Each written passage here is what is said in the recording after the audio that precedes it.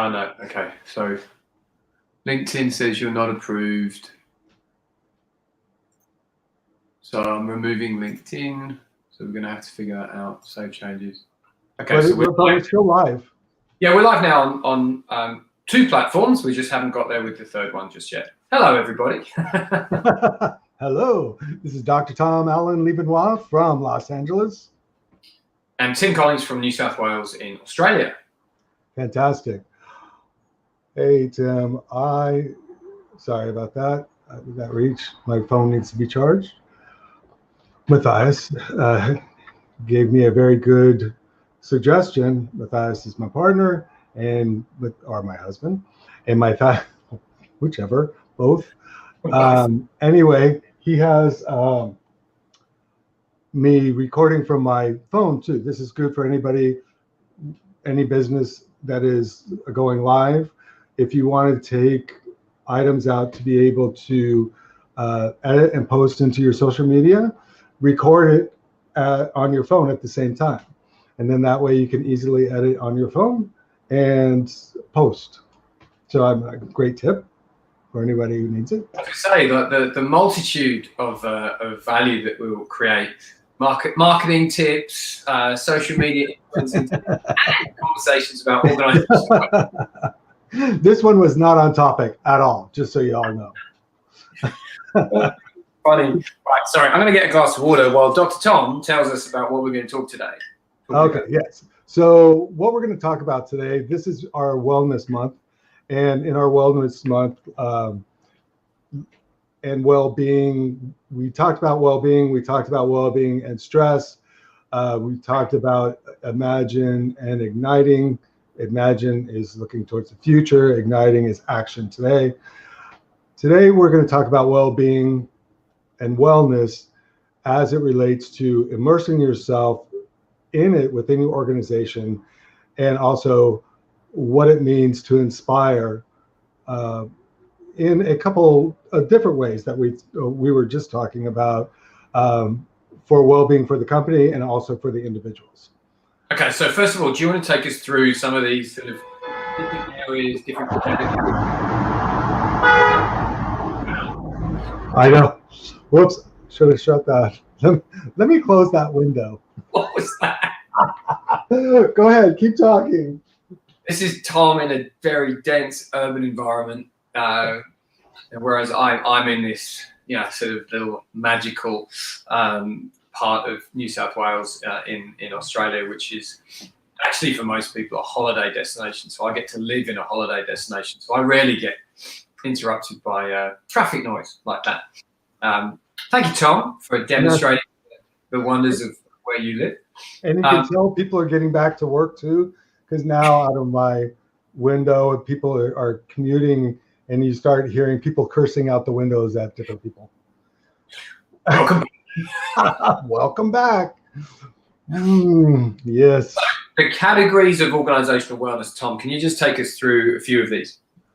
Yeah, a few of those. So when we talk about being immersing ourselves in organizational wellness, there are a couple of different categories that you want to be aware of. There's emotional wellness, and that's how it ties into behavioral wellness and how safe and secure we feel within the organization. So that would be something like, I feel like my job's going away. I feel like I really love my boss. I really love the people I work with. That's very safe. It can be a few different areas, but in those veins, very behavioral outcome. It can be very positive. It can be very negative, and vacillating in between the two. The psychological wellness is super important, and that is when we start getting bullying, very negative psychological safety. Also, unsupportive management, organization, that can be very psychologically damaging. We have physical wellness, which is just what it talks about, and that's anything that affects us physically. But emotional and psychological can affect us physically as well, especially in high doses. And there's also something else, and that's psychosocial. And psychosocial would be how well we relate to each other at work. Do we have an environment where we have a healthy culture, where everybody is homogeneous and we all get along? A problem with that could be the lack of diversity in thought. And if it's too homogeneous, you're not getting that benefit of diverse organizations, and diverse organizations actually do better than homogeneous organizations. So those are just a couple.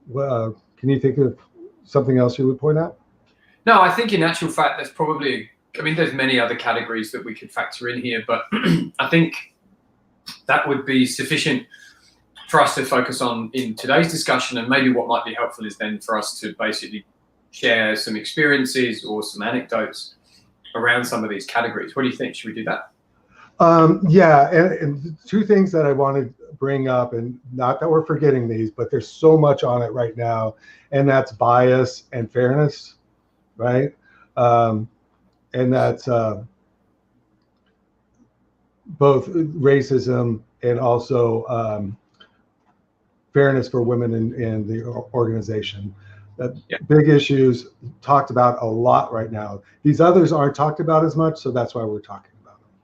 Yeah, I mean, so absolutely 100%, Tom, not sort of disregarding, let alone disrespecting, issues of systemic racism or effectively discrimination of women, both very hot topics, but ones that we wouldn't claim sort of expert status in. We've had our own experiences and interactions and things that we can speak to, but we are going to talk about some of these other themes today.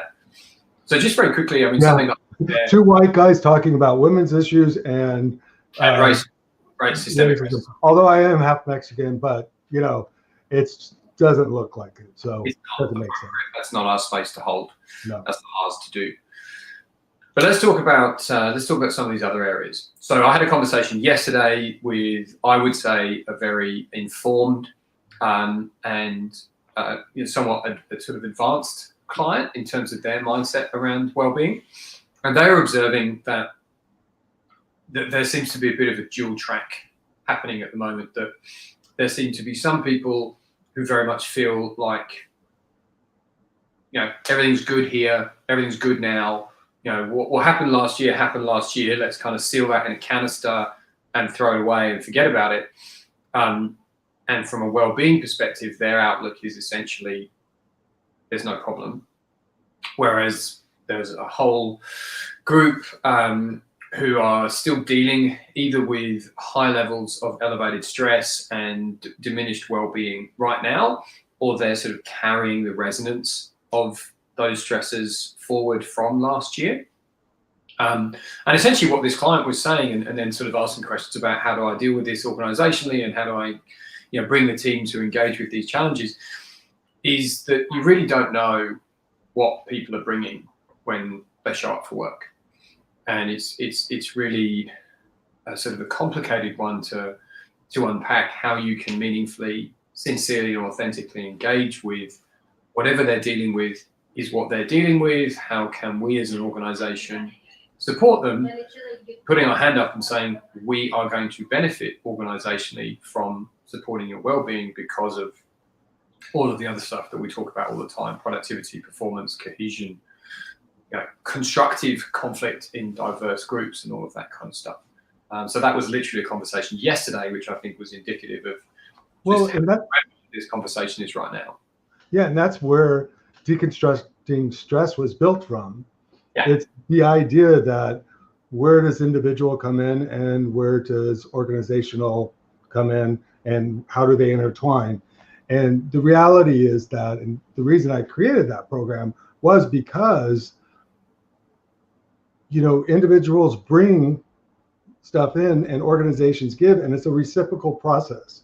And that reciprocity, while we all want to keep giving, the more stress we give, the more anxiety, tension, and everything else that comes out of that, not in a good way, unless it's good stress directed in a healthy way. But we need to be able to identify what that is and identify what the bad stuff is. And we need to pay attention, and it takes work. It's not, oh, I understand by talking to two people.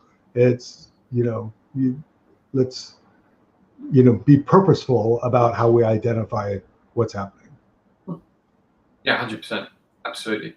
So was there, maybe let's just pick on one of those categories and maybe do a little bit of a dive for 3 or 4 minutes. Is there any one of those categories you mentioned? Which one sounded good to you? I mean, which the psychological, emotional, or the Look, I mean, I've been doing a lot of work around, and talking with an expert practitioner around the psychological space, so we could definitely go there.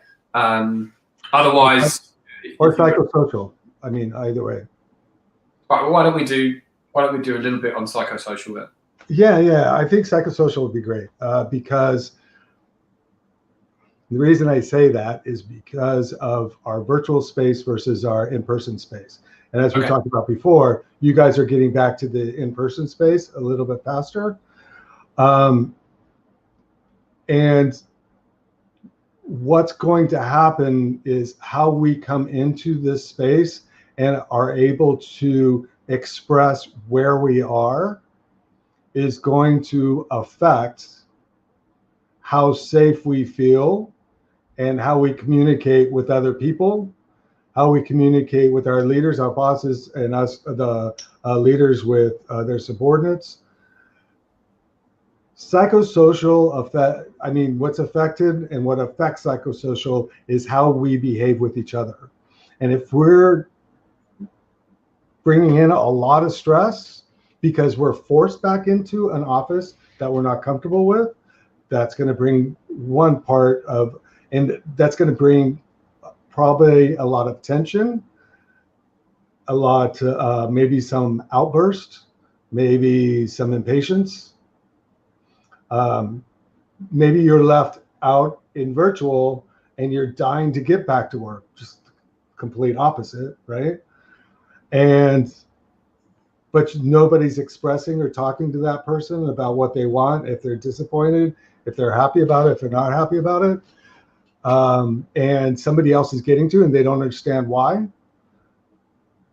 Jealousy, unfairness, all that starts, the way that exhibits is usually in psychosocial behavior, how people are treating each other, acting towards each other, including each other, pushing each other out. All of that is all part of psychosocial behavior. What are some examples that you can think of just by that?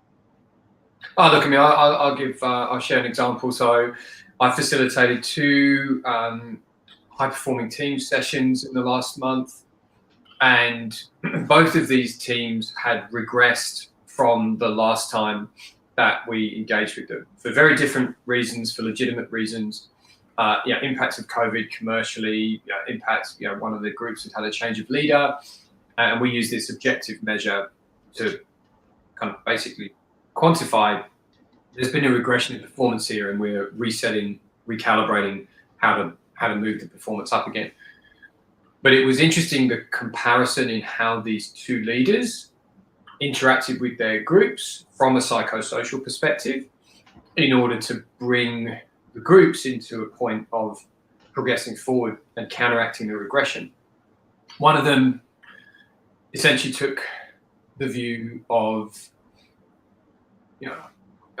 I'm here today, without answers necessarily. I want to, sort of join the group in exploring the questions about how it is that we've come to behave the way we are, and what we've done has got us here, and what can we change in order to move forward.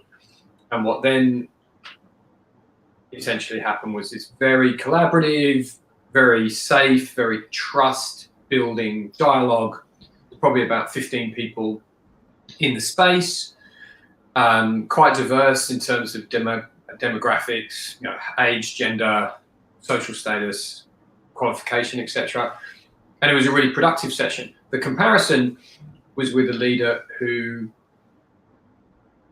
I think their own level of personal stress is quite high, and they, in a similar context, with a shared space, with a diverse group, they went very much into, sort of directive mode. Like, I have the answers, I know what to do. Here's an issue area around, process as an example. Well, the answers that you need are right here. You need to go get them.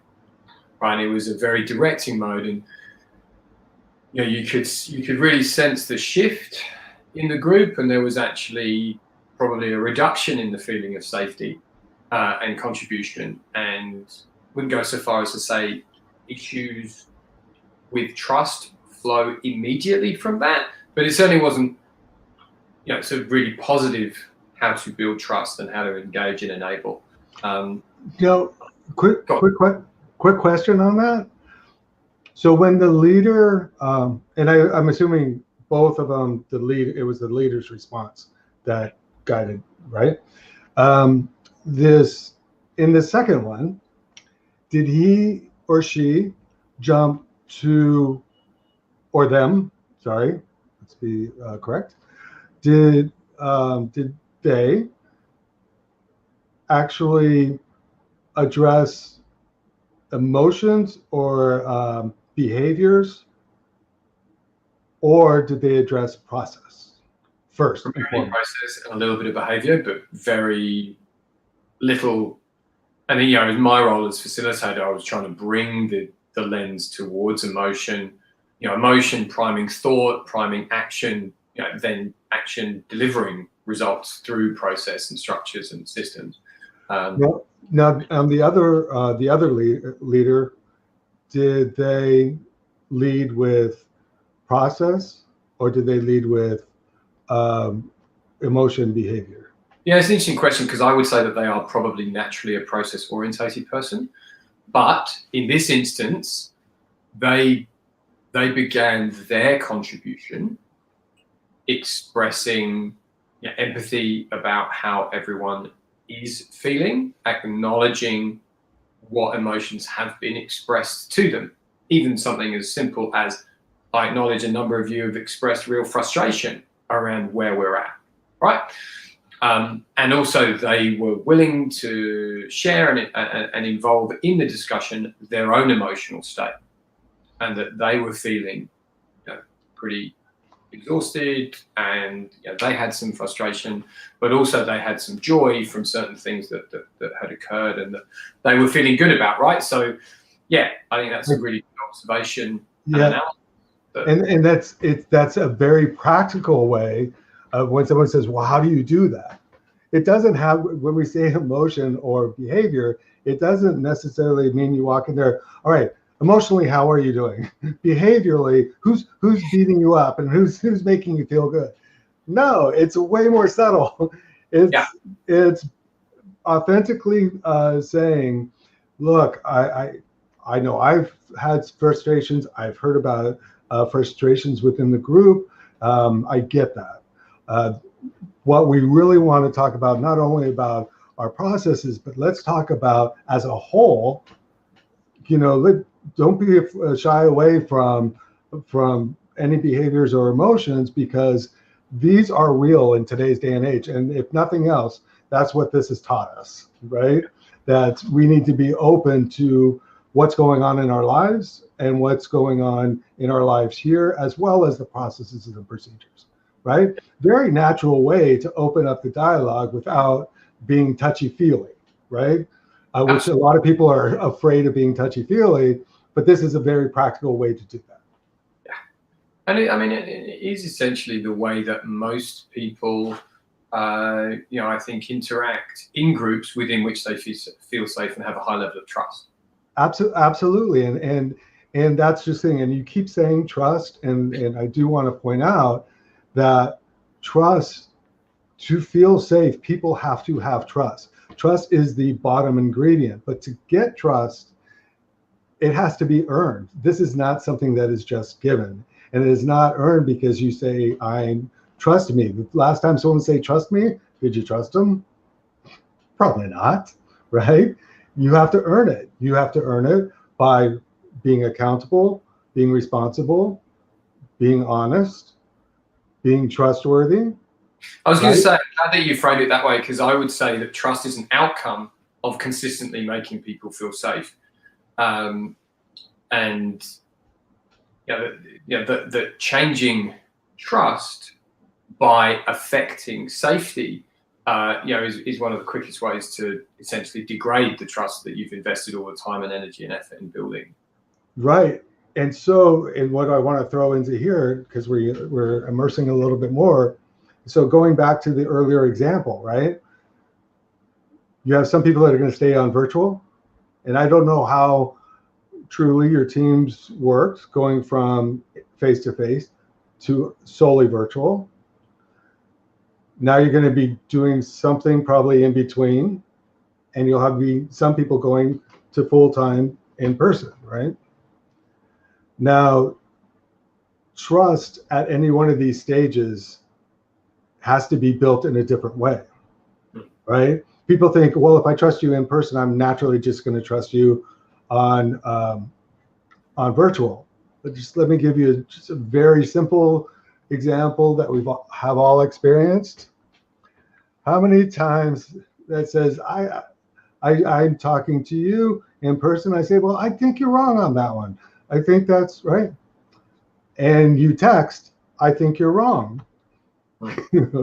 Now, how many times does I think you're wrong turned out to be, you don't trust me, you don't think I'm good enough, you don't think, because all of a sudden all context is gone, right? But that person trusts you in real life, so you thought you could just shoot over this really short text, email, whatever, without context.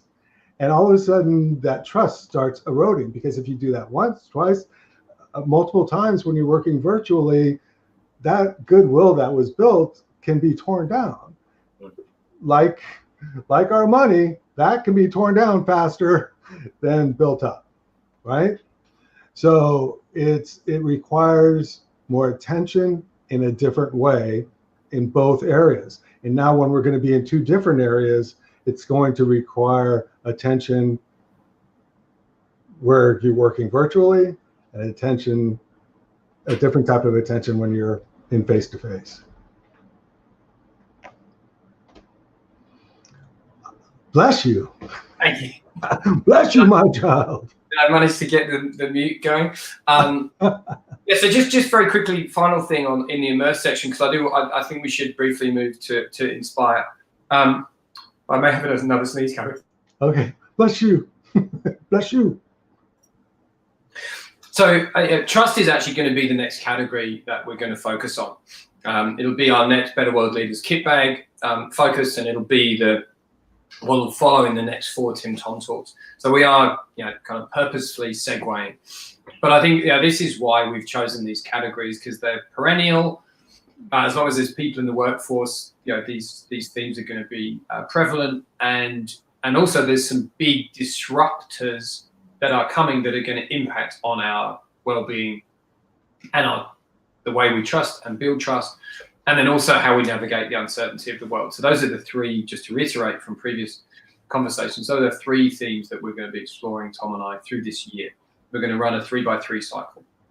So I was reading an interesting article yesterday that we'll reference in more detail when we get to trust, that was talking about how trust in some examples has actually improved in virtual teams and teams that are now working remotely. And the key to that was that people in certain virtual contexts feel more included. And inclusion is one of the key categories that kind of is very closely related to safety and psychological safety. Inclusion is all about how people interact with each other, which is psychosocial that we've been talking about. And essentially, in very, very brief form, this article was saying that some people who may be less willing to step up and share an opinion or an idea in an in-person context because they feel less comfortable in a room full of people, they're actually more willing to share as long as they feel included in the virtual environment.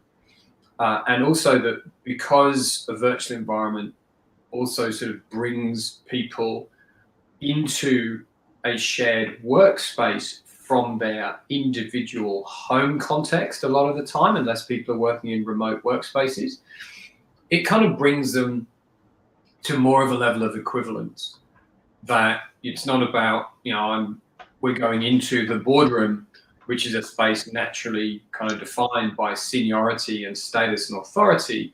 We're all in the same size window, all coming from our, spare bedroom or our living room or our kitchen table or whatever it is. And it kind of puts people in a heightened level of safety and trust, because we're all talking to each other from our homes as colleagues. In short, that was some of the keys from the article. Well, there's another part of that feeling included, and that is anybody who has managed and led dispersed teams or has been part of a dispersed team knows that if you're not at corporate, you're not getting all the information. And I just did a post today about how much we learn by osmosis when we're in corporate, and that's water cooler.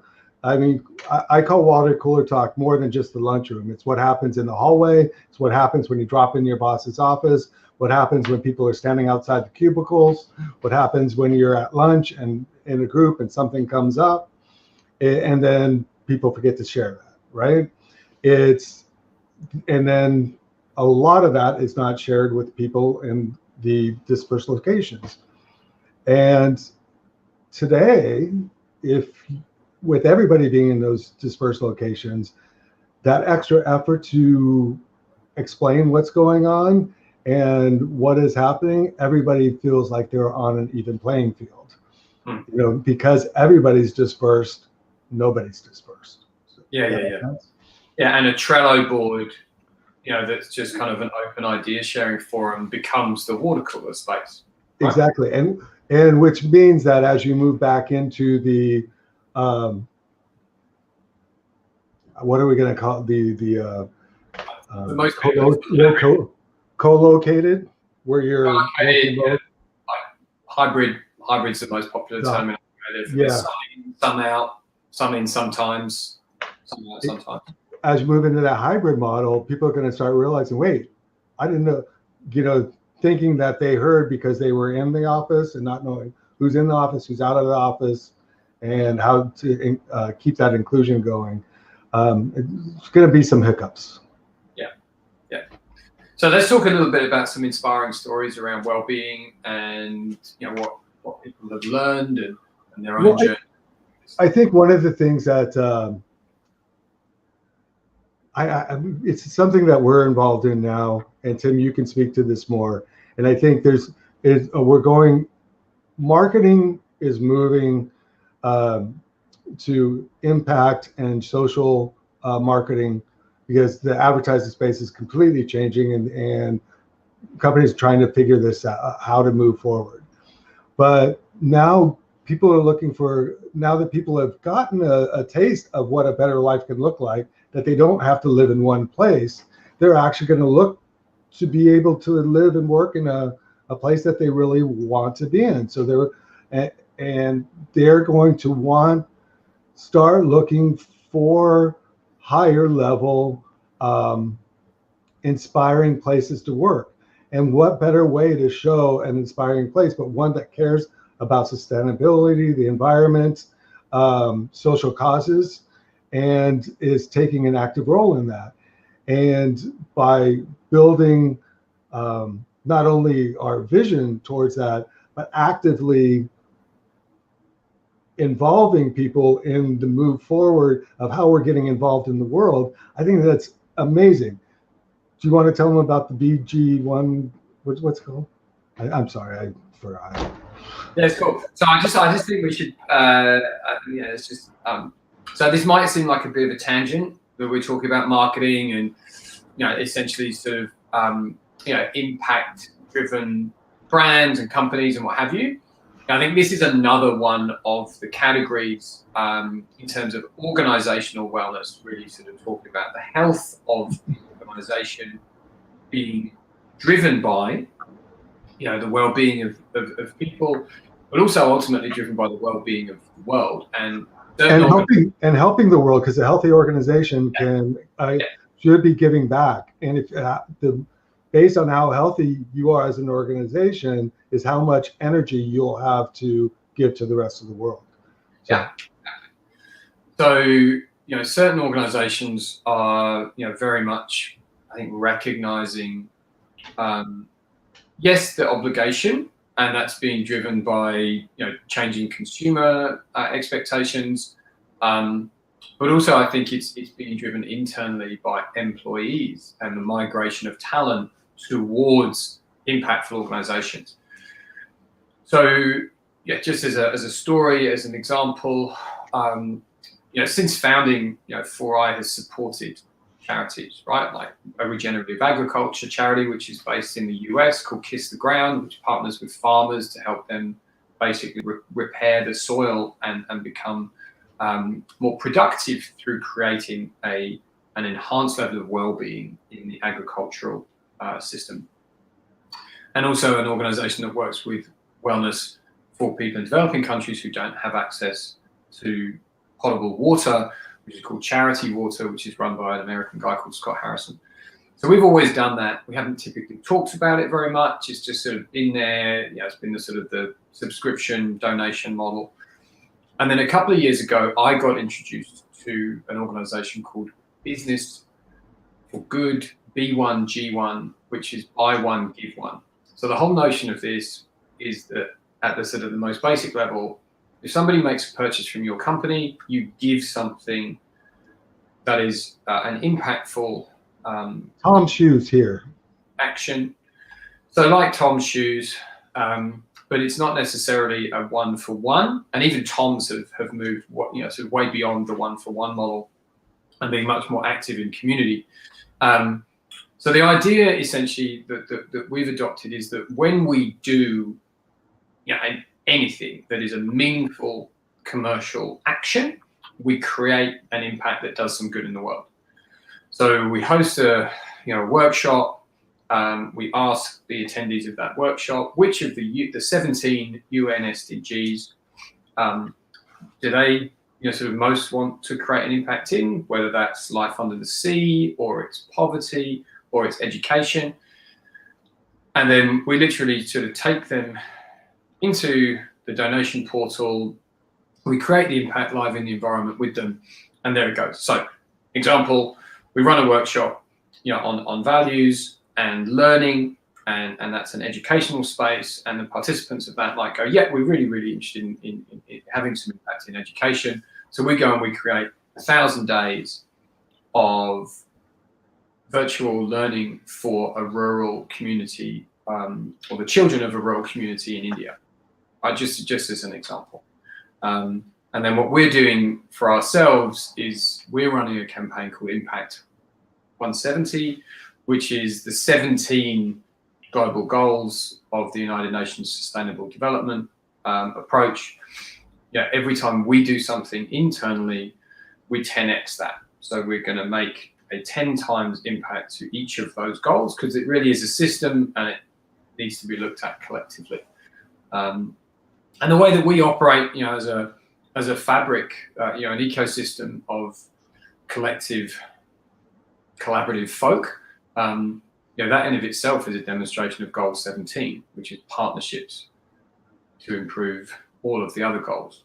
Because all of the members of 4i, all of the brands that we incubate and amplify, they're all doing their own bit to make the world better. So that's just one example of looking at organizational well-being as a beneficiary as well as an activator of more universal global well-being. Does that make sense? Yes, and I think we just hit our time. We're quite over our time. We're a little past. I looked at the time. I go, how did that happen? But pretty cool. Okay, so let's sign off there. Thank you, everybody. We've had a few viewers come through, and so thank you, everybody, for your time and attention. Tom and I will be back the other side of Easter, talking about Imagine in the topical focus of trust. So we hope that you'll join us, and we'll see you there. Yes, on the other side of Easter. Bye.